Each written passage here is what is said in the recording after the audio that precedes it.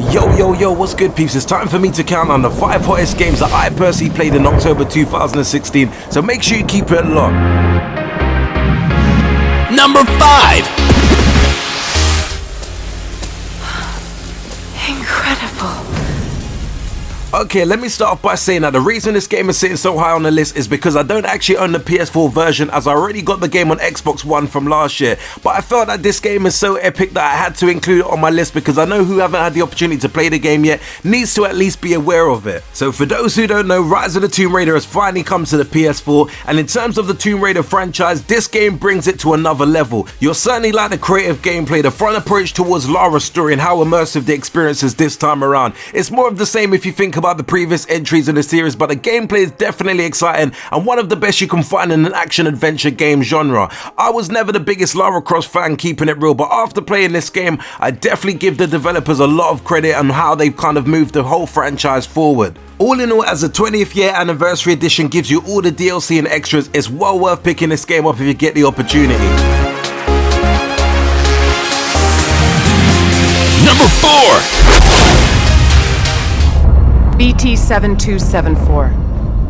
Your data recorder says your original pilot was killed in action. Yo, the original Titanfall was great when it dropped on the Xbox One a few years ago, but it did lack a campaign mode and a fleshed out multiplayer mode. Thanks to 6 more Titans, a good single player campaign, and plenty of interesting mechanics, Titanfall 2 tries to right the wrongs of the previous game, and in the end it's definitely a delight to control Titans once again, and the experience second time round is phenomenal. I must admit, after playing the beta originally, I did think to myself that the game doesn't quite feel as fluid as the first one did, but after playing over the weekend, I actually feel that the developers have done a great job here. The reason the game is sitting quite high up on my list again is due to the fact that I haven't had the opportunity to play the game as much, as it recently just came out, but I definitely do feel that this game warrants being in my top 5.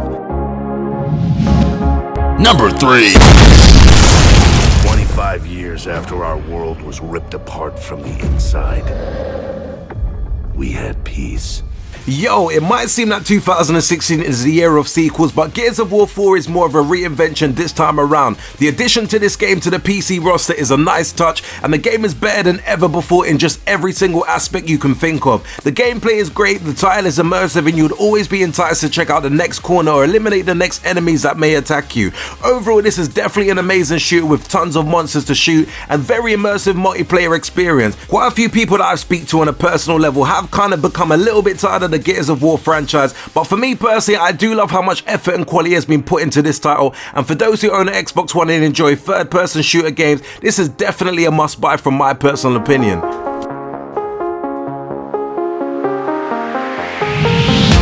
Number 2. You cook. My mom's bucatini recipe.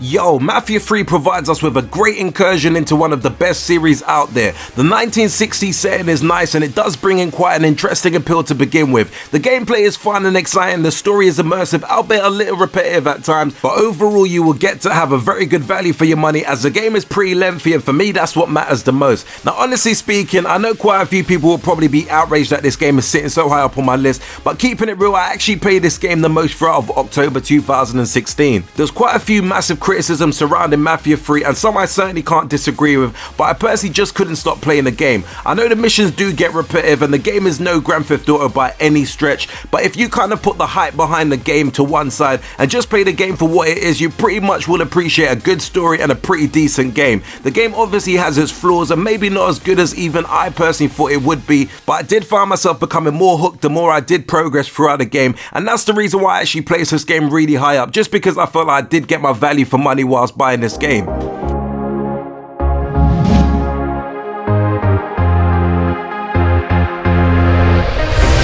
Number 1.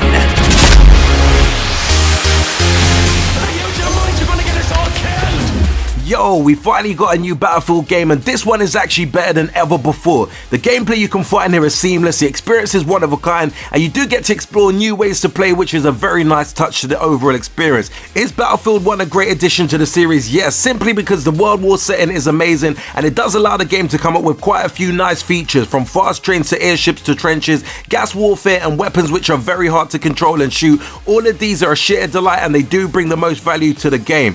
I'll be totally honest with you, I didn't actually think that I would really like Battlefield 1 simply because it was really difficult for me to get into the game at first, as the bullets kept flying and I just simply kept dying. But that kind of for some strange reason made me enjoy the game even more, as it makes you think about each decision and just allow you to become a little bit more strategic during your gameplay. Anyway peeps, this was my 5 picks this month for October 2016. There were loads of games that dropped, but I kind of picked up the games that appealed to me the most. There was games like Dragon Ball Xenoverse 2, which I haven't had the opportunity to pick up yet. I did get Batman Remastered and World of Final Fantasy, and I will be aiming to drop some reviews for some of the other games that I got. What games do you think that I should have included in my top 5, and what was your favorite game of October 2016? Don't forget to hit the like button if you enjoyed this quick countdown video, and also don't forget to subscribe to the channel if you haven't had the opportunity to do so yet. And until next urban gameplay video, we definitely say peace out, peeps.